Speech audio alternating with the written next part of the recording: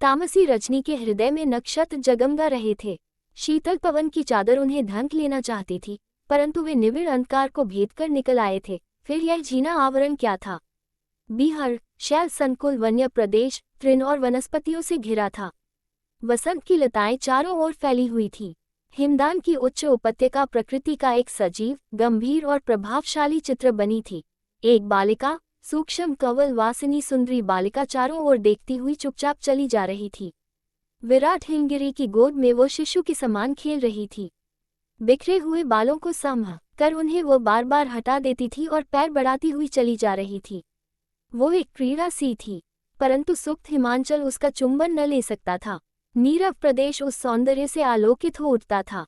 बालिका न जाने क्या खोजती चली जाती थी, जैसे शीतल जल का एक स्वच्छ सोता एकाग्र मन से बहता जाता हो। बहुत खोजने पर भी उसे वो वस्तु न मिली जिसे वो खोज रही थी। संभवत वो स्वयं खो गई, पथ भूल गया, अज्ञात प्रदेश में जा निकली। सामने निशा की निस्तब्धता भंग करता हुआ एक निर्झर कलरव कर रहा था। सुंदरी ठिठक गई। क्षण भर के लिए तमिस्त्रा की गंभीरता ने उसे अभिभूत कर लिया। हताश होकर शिलाखंड पर बैठ गई। वो श्रांत हो गई थी। नील निर्झर का तम समुद्र में संगम एकटक वो घंटों देखती रही। आंखें ऊपर उठती, तारागण झलझल जाते थे। नीचे निर्झर छलछलाता था। उसकी जिज्ञासा का कोई स्पष्ट उत्तर न देता। मौन प्रकृति के देश में न स्वयं कुछ कह सकती और न उनकी बात समझ में आती। अकस्मात किसी ने पीठ पर हाथ रख दिया। वो सिहर उठी, भय का संचार हो गया। कंपित स्वर से बालिका ने पूछा, कौन? यह मेरा प्रश्न है। इस निर्जन निशीथ में जब सत्व विचरते हैं, दस्यु घूमते हैं, तुम यहाँ कैसे? गंभीर कर्कश कंठ से आगंतुक ने पूछा। सुकुमारी बालिका सत्वों और दस्युओं का स्मरण करते ही एक बार कांप उठी। फिर संभल कर बोली, मेरी वो नितांत आवश्यकता है। वो मुझे भय ही सही, तुम कौन हो? एक साहसिक और दस्यु तो क्या, सत्व भी हो तो उसे मेरा काम करना होगा। बड़ा साहस है। तुम्हें क्या चाहिए सुंदरी?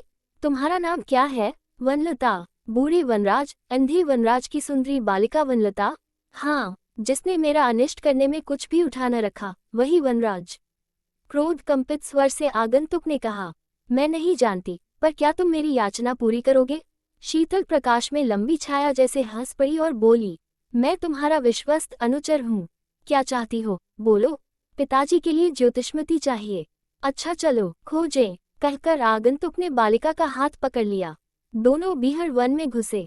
ठोकरें लग रही थी, अंगूठे क्षत विक्षत थे। साहसिक की लंबी डगों के साथ बालिका हांफती हुई चली जा रही थी। पूर्व प्रकृति अपने स्वप्न मुकुलित नेत्रों को आलस से खोल रही थी। वनलता का वदन सहसा खिल उठा। आनंद से हृदय अधीर होकर नाचने लगा। वो बोल उठी, यही तो है। साहसिक अपनी सफलता पर प्रसन्न होकर आगे बढ़ाना चाहता था कि वनलता ने कहा, ठहरो, तुम्हें एक बात बतानी होगी। वो क्या है? जिससे तुमने कभी प्यार किया हो, उससे कोई आशा तो नहीं रखते?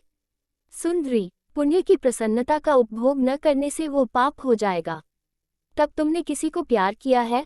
क्यों, तुम्ही को, कहकर आगे बढ़ा। सुनो सुनो, जिसने चंद्रशालिनी ज्योतिष्मती रजनी के चारों पहर कभी बिना पलक लगे प्रिय की निश्चल चिंता में न बिताए हों, उसे ज्योतिष्मती न छूनी चाहिए। इसे जंगल के पवित्र प्रेमी ही छूते हैं, ले आते हैं, तभी इसका गुण। वनलता की इन बातों को बिना सुने हुए वह बलिष्ठ युवक अपनी तलवार की मुंह दृढ़ता से पकड़कर वनस्पति की ओर अग्रसर हुआ। बालिका छटपटा कर कहने लगी, हाँ, छूना मत, पिताजी की आंखें, आह। तब तक साहसिक लंबी छाया ने ज्योतिष्मती पर पड़ती हुई चंद्रिका को ढंक लिया। वो एक दीर्घ निश्वास फेंककर जैसे सो गई। बिजली के फूल मेघ में विलीन हो गए। चंद्रमा खिसककर पश्चिमी शैलमाला के नीचे जा गिरा। वनलता झंझावात से भग्न होते हुए वृक्ष की वनलता के समान वसुधा का आलिंगन करने लगी और साहसिक युवक के ऊपर कालिमा की लहर टकराने